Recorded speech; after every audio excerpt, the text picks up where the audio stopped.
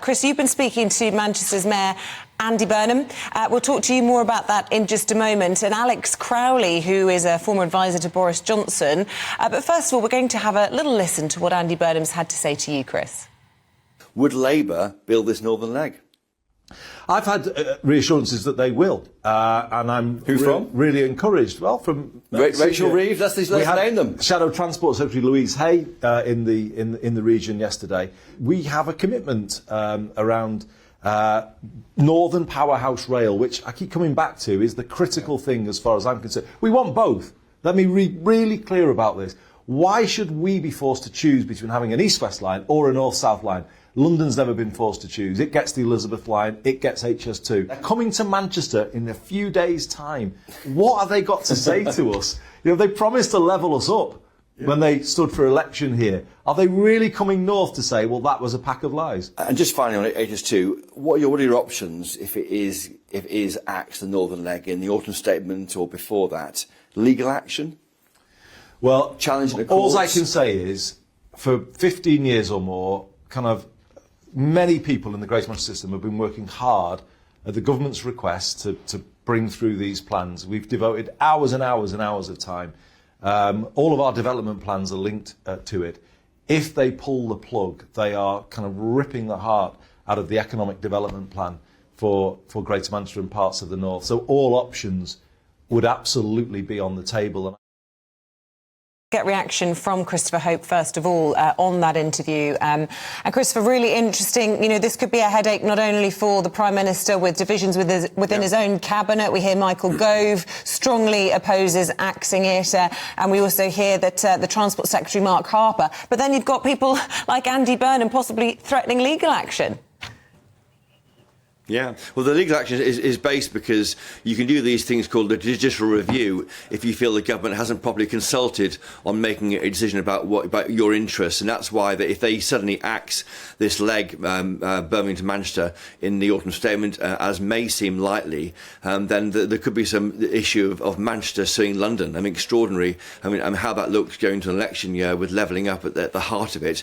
I can't quite see. Well, what he was saying there was the east-west. The key thing when I was up in Manchester yesterday with Andy Burnham and his team, this key thing is this east-west link, because part of this HS2 link between Manchester and Birmingham will connect bits of this Northern Powerhouse Rail between Hull, Manchester and Liverpool. That's why it's so important. He's saying correctly, why is it that Manchester must choose between east, west and north, south when London has it all the time? And I think there's a real concern. Many viewers of our station in north of England will be concerned and support Burnham in his complaint.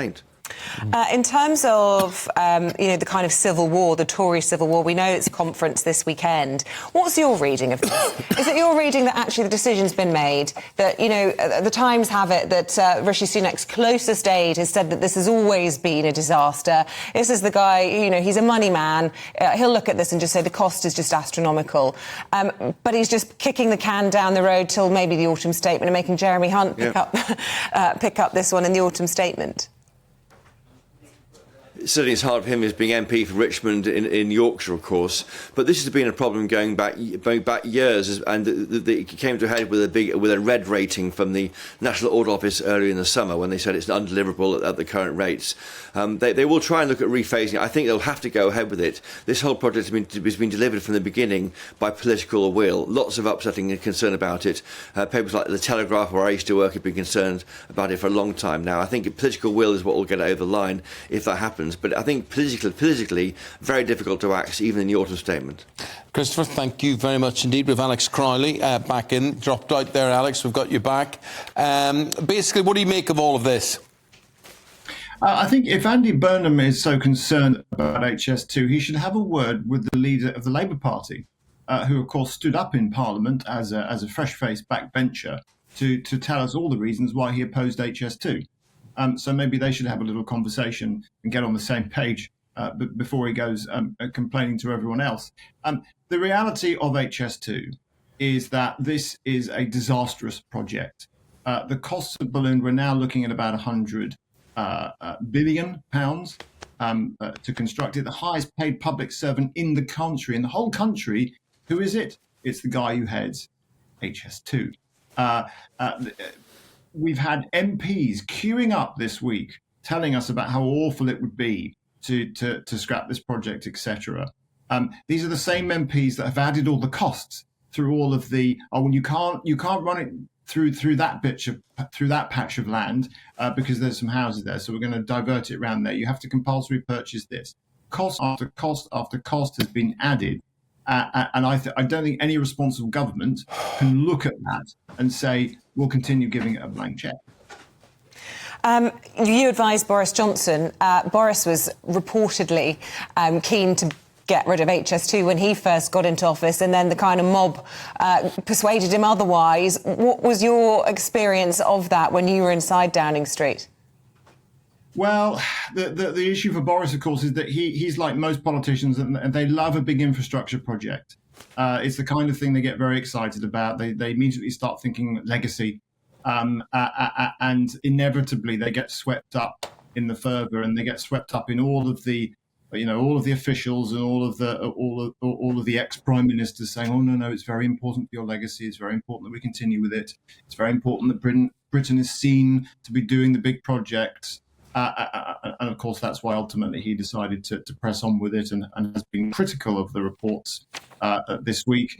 It's going to take a very brave prime minister to put a stop to all of that. Is that suggesting Boris Johnson wasn't a brave prime minister? Well, you tell me. I'm asking you. You made that implication. Well, actually, he made a lot of massive judgment calls in office. But as I say, one of his few weak spots, I would suggest, was his love of big infrastructure. There we go. Christopher Hope, Alex Crowley, good to get your take on this, both of the issues of the day. Thank you very much indeed. Thank you. Your take on this, viewers and listeners at home. Gillian says, Andy Burnham makes me laugh.